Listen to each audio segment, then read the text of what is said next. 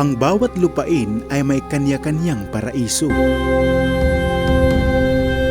Paraisong may nagkukubling lihim sa loob ng iilang dekada sa ating kasaysayan. Sa isla ng Samar kung saan sa kabundukan matatagpuan ang isang paraisong hindi pa nasisilayan ng karamihan. Ito ay napapalibutan ng luntiang kabundukan, napakagandang pagmasdan, ngunit malayo sa kabihasnan. Bale yung tour guide namin dito sa gubat. Naliligaw, kailan na wala kami sa gubat. Hindi namin alam kung saan yung saktong lokasyon para makadiretso kami sa aming matutulugan. Lugar na may makamandag na mga nilalang na naninirahan. Sa loob ng isang araw, kami ay maglalakbay sa kagubatan at aakyatin ang mataas na kabundukan. Ayon sa matatanda, ang lugar kung saan kami ay magtutungo ay pinagkutaan ng mga Hapon noong unang panahon.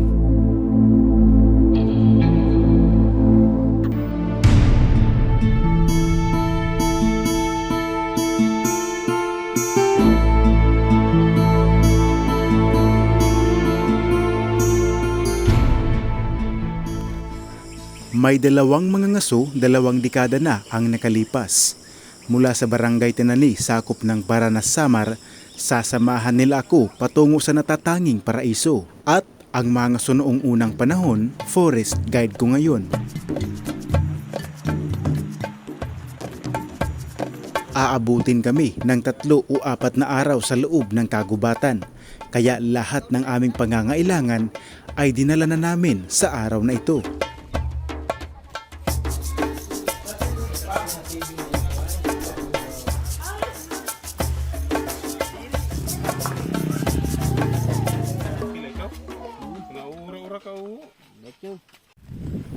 Eksakto 2:30 ng hapon, mula sa konkretong daan, unti-unti na kaming naglakbay papasok at paakyat sa mataas na kabundukan.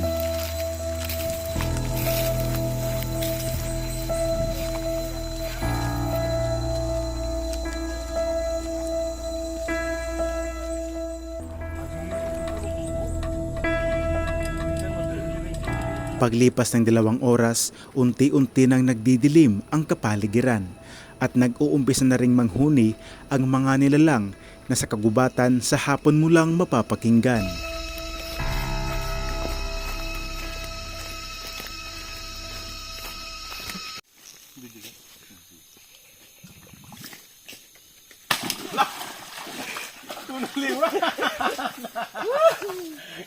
Sila kanina 2, mari ka. Kadop na liwat. Nagburo-buro anak butas. At makalipas ang 3 oras, inabutan na kami ng dilim sa gitna ng kagubatan. So ngayon, alas 6 na ng gabi, madilim na. So malayo pa yung pupunta namin kasi isang araw sakto yung punta doon. Kaya lang, alas 2:30 na kami umalis sa bayan, ay sa barangay. Kaya ilang oras lang, hindi isang araw dapat talaga. Tapos ngayon, gagabihin kami sa daan. So pagdating namin sa kabila, doon muna kami magpapalipas ng gabi. Tapos bukas ng umaga, ididiretso na kami sa paraiso. Kasi isang araw dapat yung lakaran doon, tapos doon higa, tapos babalik ulit. Kaya lang nag-short kami ng time. So kailangan namin 3 araw at 2 gabi. Tapos ngayon gabi na, so may dala kami mga flashlight. So gagamitin namin baka para iwas baka makaapak kami ng hindi kaaya-aya. Dahil gagabihin kami sa aming paglalakbay, mas minabuti naming bumili ng ilaw o flashlight dahil para mas maiwasan ang mga hindi kaaya-ayang nilalang na aming makikita sa daanan. Dahil ayon sa aking mga kasama, maraming ahas daw ang lugar na aming madadaanan.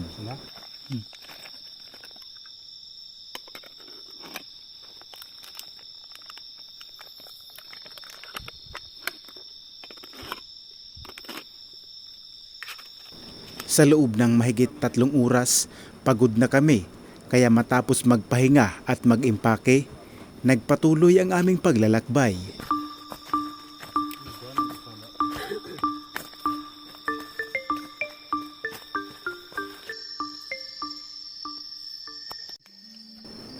Maya't maya pa ay may napapansin akong kakaibang kilos sa aming tour guide.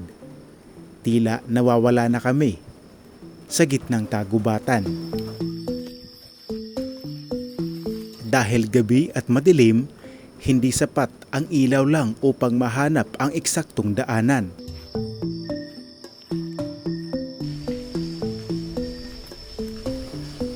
Matagal nang tumigil sa pangangaso ang aming forest guide na si Kuya Efren, kaya makalipas ang isang dekada, hindi na muli niya nabalikan ang lugar na ito.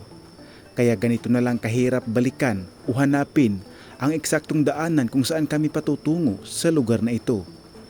Ilang beses man magpabalik-balik para matuntun ang tamang daan, hindi pa rin niya ito mahanap sa ilalim ng kagubatan.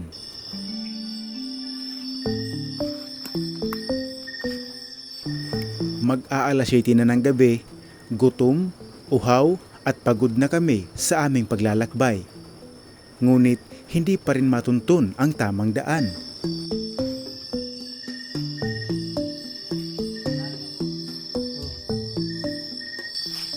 Bale yung tour guide namin dito sa gubat ay medyo naliligaw kasi gabi na kasi. Ang pinagkaiba kasi sa gabi hindi mo talaga makikita yung tunay na daan. Kaya ngayon tila na wala kami sa gubat at hindi namin alam kung saan yung saktong lokasyon para diretso kami sa aming matutulugan. Okay na? So yun, nahanap na yung daan. Kaya punta na tayo dun. Maya't maya pa ay nahanap na ang eksaktong daan. Sa wakas, matapos ang kalahating oras na aming paghihintay, kami ay magpapatuloy na sa aming paglalakbay.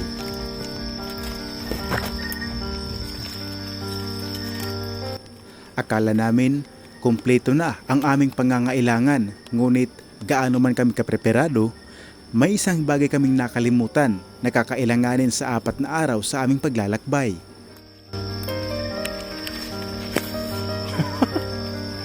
Nakalimutan naming makapagdala ng asin at galon na sisidla ng tubig kung saan kami ay magsasaing sa mga lugar na doon kami ay magpapahinga.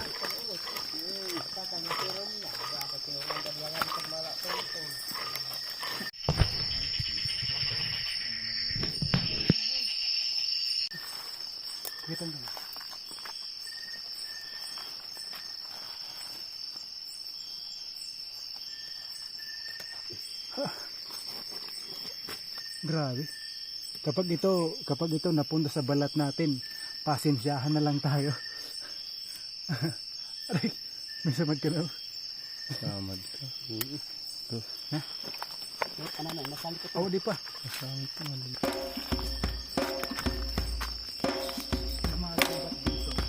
Kapansin-pansin na kasi patagto na sobrang lawak. Atras pa. Patagto na sobrang lawak. Grabe yung mga parang ang tawag dito, parang mga ratan nga. Tapos yung tinik ko parang karayom na nakabalot na hindi talaga pwedeng mahawakan. So doble ingat talaga pag nakapunta na tayo dito. Dahil nakalimutan naming makapagdala ng galon, nagdesisyon ako ng aking bag na waterproof ay lagyan ng tubig.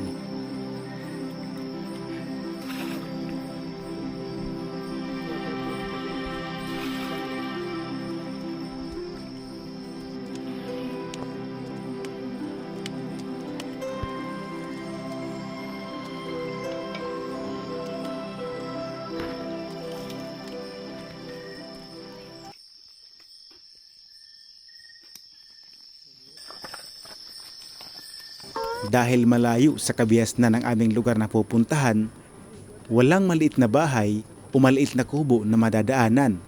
Kaya sa maliit na parang kuweba kami matutulog. Pasaan na nalada ya? Pasaan na nalada? At ilang metro pa ang layo, lumakad pa kami ng paahon sa gubat. At sa hindi inaasahang pagkakataon, sa wakas ay narating na namin ang maliit na kuweba kung saan kami dito ay magpapahinga. Ito na pala yung ano namin. Ang kagubatang ito ay nasa kalagitnaan na pala ng Burungan Eastern Samar, Tacloban at Catbalogan Western Samar. Kaya napagtanto ko na sa loob ng 5 oras na aming paglalakad ay napakalayo na pala kami at nasa punsod na kami ng kagubatang ito. Ayon sa aking mga kasama, ang lugar na ito ay tinatawag nilang Taop o maliit na kuweba at ito ang nagsisilbing silungan ng mga taong mangangaso. At sa hindi inaasang pagkakataon, ang 2 bagay na aming nakalimutan ay meron pala sa Taop na ito.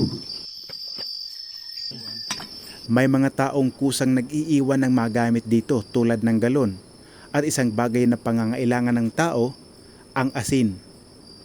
Ayon sa kanila, ang mga taong mangaso raw kapag nakakahuli ng mga baboy ramo dito sa lugar na ito kinakatay at iniihaw. Kaya hindi nakapagtataka na may mga bagay o may mga gamit na pwedeng magsaing at kusang nag-iiwan ng asin para mapakinabangan ng mga taong dumarating tulad namin. Kaya nung nakarating kami, agarang nagsindi ng apoy ang aking kasamang si Kuya Efren at ang aking kasamang si Kuya Bienvenido at si Boy Dangas. At makalipas ang 5 oras na aming paglalakbay, sa wakas, kami ay makapagpapahinga na at makakakain na rin.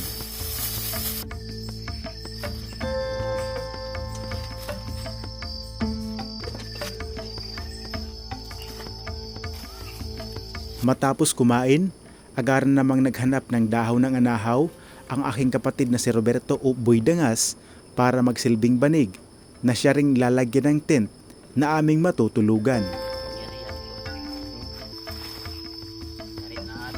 Habang kami ay nag-iimpake para magpahinga na, samot-saring huni ng mga ibon ang aming napapakinggan sa ilalim ng gabing madilim.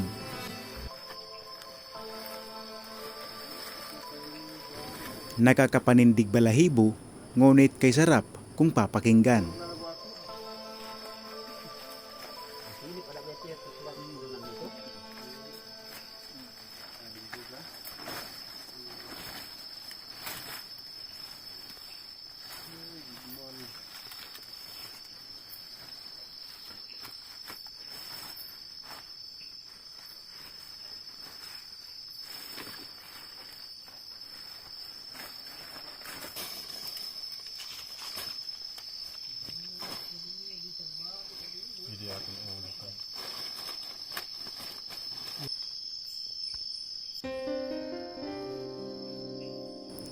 Habang ang 2 kasama kong pinsan ay nagbitay na ng duyan at naglatag na ng punong kahoy na siya rin kanyang mahihigaan.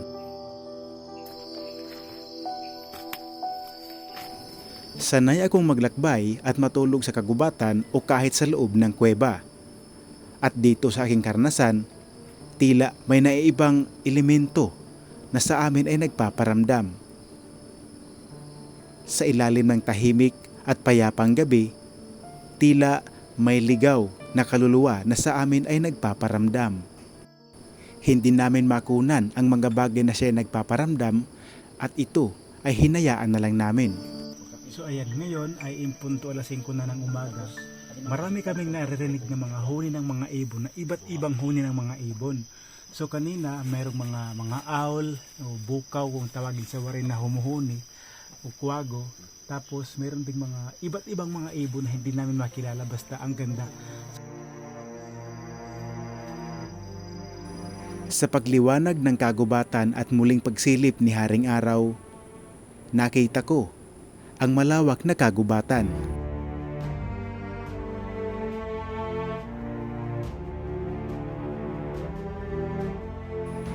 Dahil ang lugar na ito ay hindi naabot ng mga kamay na mapang-abuso, narito ang malalaking punong kahoy, buhay na kagubatan, at walang pagtutruso.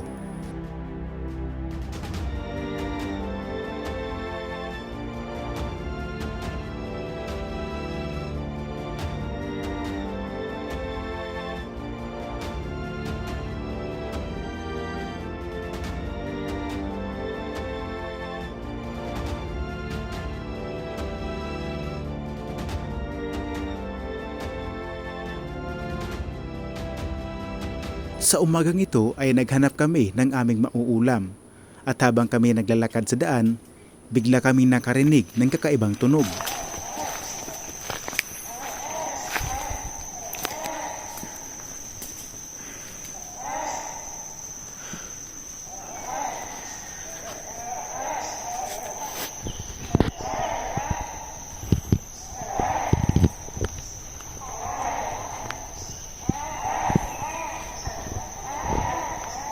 Isang huni ng malaking ibon, kalaw kung tawagin sa Waray o hornbill kung tawagin sa Ingles. May isa pa kaming kasamang hinihintay, kaya habang kami naghihintay sa kanya, ay nagkuha muna kami ng mauulam sa kagubatang ito.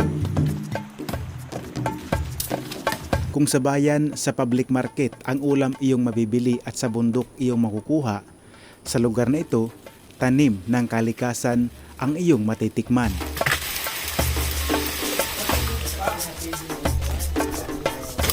Itong nakikita natin ngayon na tinataga, pinuputol. Kunin namin ngayon yung tinatawag na ubod. Yung soft part sa may taas. Kasi gagawin namin ulam. Bali ang tawag dito ay bagsang. Doon pinuputol kasi titingnan yung kinakaulo ng ubod. Kasi doon yung edible part. Pinuputol ni Kuya Efren ang katawan ng bagsang na ito. Ito'y para malaman kung saan ang edible part o soft part ng bahagi sa katawan niya.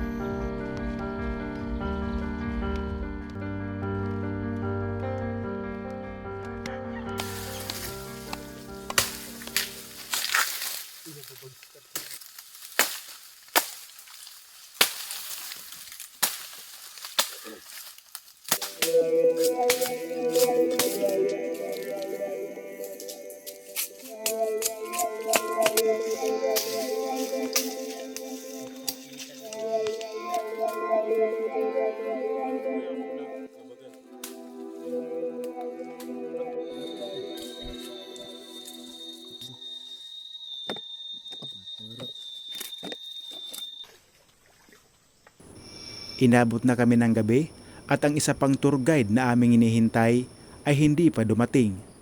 Kaya pagsapit ng gabi ay nagtungo kami sa maliit na sapa at naghanap ng iba pang mauulam na ipapares sa ubod na aming kinuha.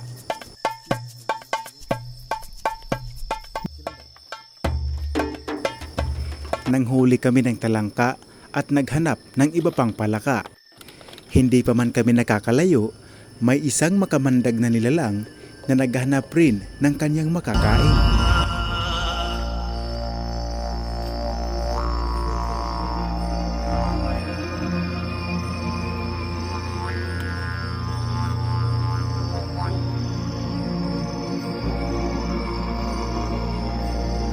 normal lang na sa mga lugar na ito, kasi nasa ilalim tayo ng makapal na gubat at saka madilim, normal lang na mayroong mga ahas na ganyan. That's war snake kasi yung mga palaka yung kanilang pagkain. So ngayong gabi sila ay naglalakad-lakad para maghanap ng mga kain. Simula nung nakita kami ng mga ahas, nagdubli ingat pa kami sa aming tinatapakan.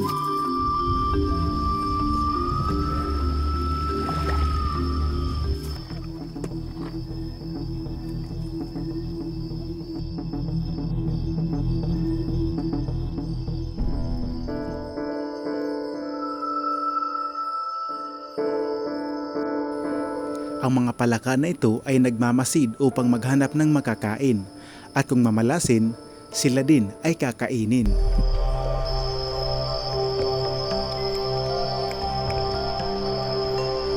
Maya't maya pa, ibang ahas na naman ang aming nasilayan. Ito ang tinatawag na walo-walo o kalapion, isang makamandag na ahas at nangahabol ng tao kapag nakaramdam ito.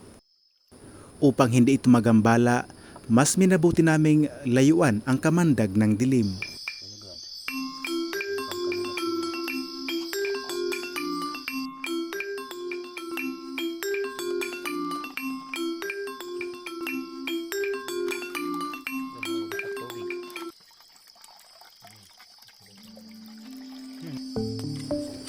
Wala kaming dalang pinggan o anumang bagay na aming lalagyan ng kanin kung saan kami kakain.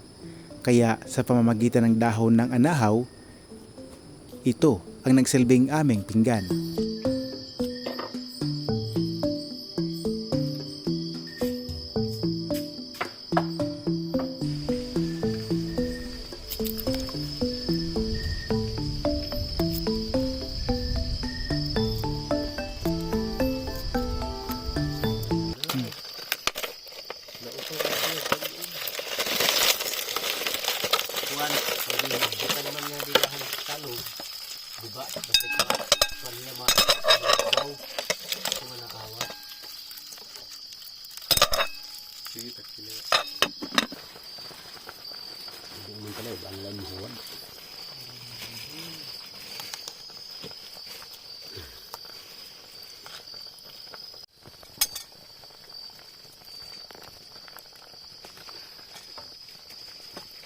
Dolawan dia gud na kubra ba daw.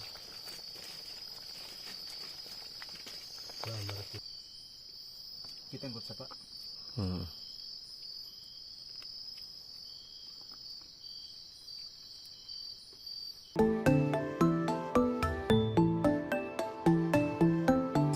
Sa aming pagpapatuloy, tila ba'y ayaw ipakita sa amin ang natatanging paraiso. Sa hindi malamang dahilan, biglang lumuha ang kalangitan.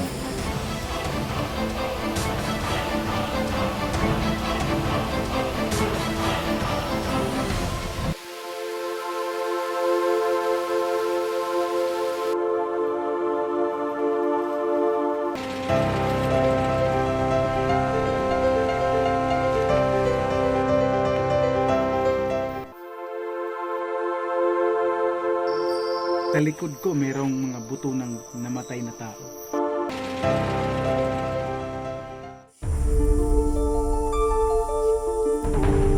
Maliban sa usa, yung naririnig naman namin dito yung mga huni ng mga parot.